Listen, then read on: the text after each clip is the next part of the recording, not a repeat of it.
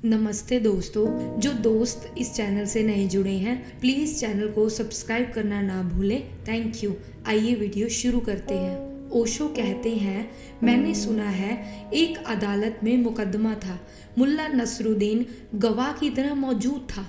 Magistrate ने उससे पूछा कि नसरुद्दीन, जब इस स्त्री की अपने पति के साथ लड़ाई हुई तब तुम क्या वहां मौजूद थे?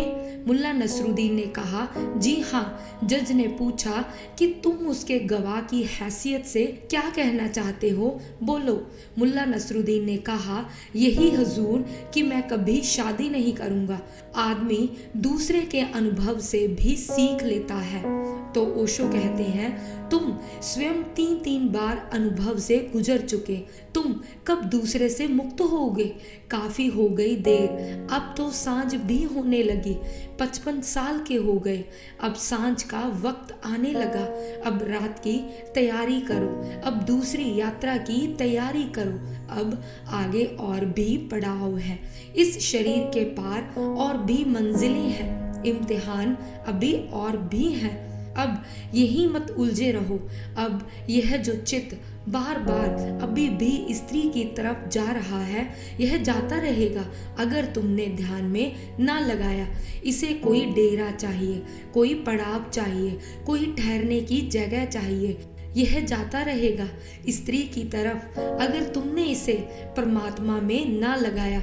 अब तो परमात्मा को ही प्रेयसी बनाओ, अब तो उसी प्यारे की खोज करो, अब तो उसी से राग, उसी से रास रचाओ, अब तो उसी से भांवर डालो, अब तो उसी से फेरे पड़ जाए। उससे पड़े फेरों का कभी फिर अंत नहीं होता, उसके ही साथ हो जाए। अब तो विवाह उसी से कर लो। कबीर कहते हैं, मैं राम की दुल्हनिया। अब तो कुछ ऐसा करो, इस संसार में 3-3 बार तुमने रास रचाना चाहा, नहीं रच पाया। 3-3 बार भांवरे पड़ी और टूट टूट गई। 3-3 बार साथ खोजा और साथी खो गया। अब तो उसे खोजो जो कभी खोता नहीं है। जो मिला सो मिला। धन्यवाद दो 3 पत्नियों को, नहीं तो एक ही डुबाने को काफी थी। सौभाग्यशाली हो तुम, मगर अपने सौभाग्य को अब दुर्भाग्य में मत बदलो। और ध्यान रखना कि मैं किसी को असमय में नहीं कहता कि कोई छोड़कर भाग जाए, लेकिन तुमसे तो कहूँगा। अगर यही बात कोई और मुझसे पूछता, कल की रात किसी युवक ने पूछी, अभी उम्र होगी कोई 28 साल की, कि ब्रह्मचर्या का भी मन में बड़ा भाव उठता है और काम वासना भी उठती है, मैं क्या करूं? ओशो कहते हैं, मैंने उससे निश्चित कहा कि तू अभी काम वासना में जा, अभी ब्रह्मचर्या को रहने दे।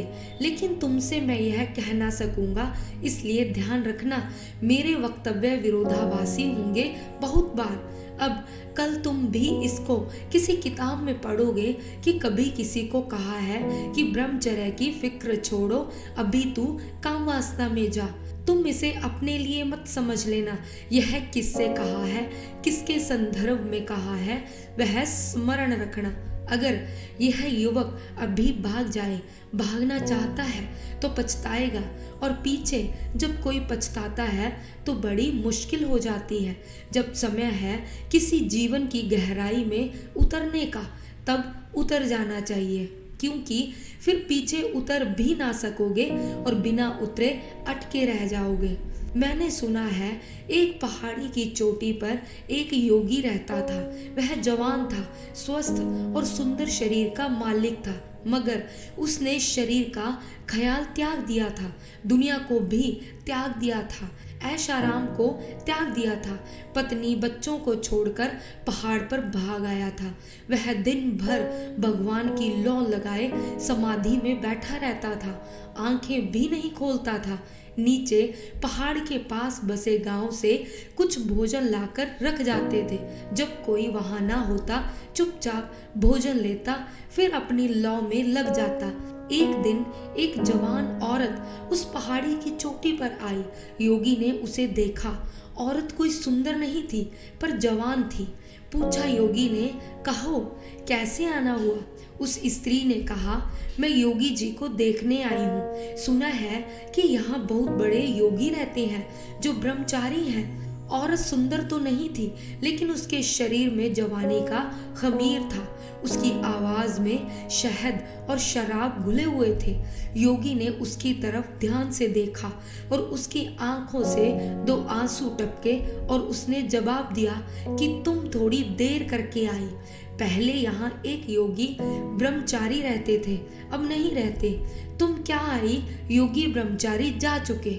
ओशो कहते हैं, एक उम्र है, असमय में कुछ भी ना करो। तुमसे तो मैं कहूँगा कि 55 काफी समय हो गया। कौन जाने कितने थोड़े से दिन बचे हों जिंदगी के, अब उन्हें भजन में लगाओ। हो चुका है 4 दिन मेरा तुम्हारा प्रेम हंसिनी, और इतना भी यहाँ पर कम नहीं है। एक आंधी है उठी गदो गुबारी, और इसी के साथ उड़ जाना मुझे है। जानता मैं हूँ नहीं, कोई नहीं है, कब तुम्हारे पास फिर आना मुझे है। यह विदा का नाम ही होता बुरा है, डूबने लगती तबीयत, किंतु सोचो हो चुका है 4 दिन मेरा तुम्हारा प्रेम हंसिनी, और इतना भी यहाँ पर कम नहीं है। पंख चांदी के मिले हों या कि सोने के मिले हों, एक दिन झड़ूते अचानक और सभी को देखनी पड़ती किसी दिन जड़ प्रकृति की एक सच्चाई भयानक। किंतु उनके वास्ते रोए उन्हें जो बैठ सहलाते रहे हैं, किंतु उनसे जो बसंती बात बहलाते बवंडर साथ दहलाते रहे हैं। जिंदगी उनके लिए मातम नहीं है। हो चुका है 4 दिन मेरा तुम्हारा प्रेम हंसिनी, और इतना भी यहाँ पर कम नहीं है। हो गया 4 दिन का मेरा तुम्हारा, हो गए 4 दिन के रण रंग, हो गए 4 दिन सपने देख लिए, जरूरी था देखना। जागने के लिए सपने देखना जरूरी है। भटक लिए अब घर की तलाश हो चुका दिन मेरा तुम्हारा प्रेम हंसिनी, और इतना भी यहाँ पर कम नहीं है। 55 वर्ष लंबा समय है, बहुत तो गुजर आई, थोड़ी है। हाथी तो निकल गया, शायद पूंछ ही बची है। पूंछ भी निकल जाएगी जब हाथी निकल गया। हाथी तो व्यर्थ ही निकल गया, अब जरा पूंछ को थोड़ी सार्थकता दे लो।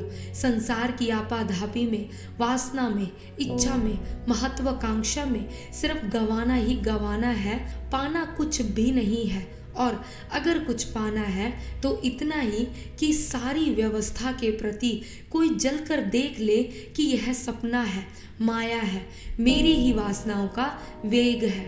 अब अपने को देखो, दूसरे से मुक्त हो, अब भीतर की तरफ मुड़ो, अब घर लौटो।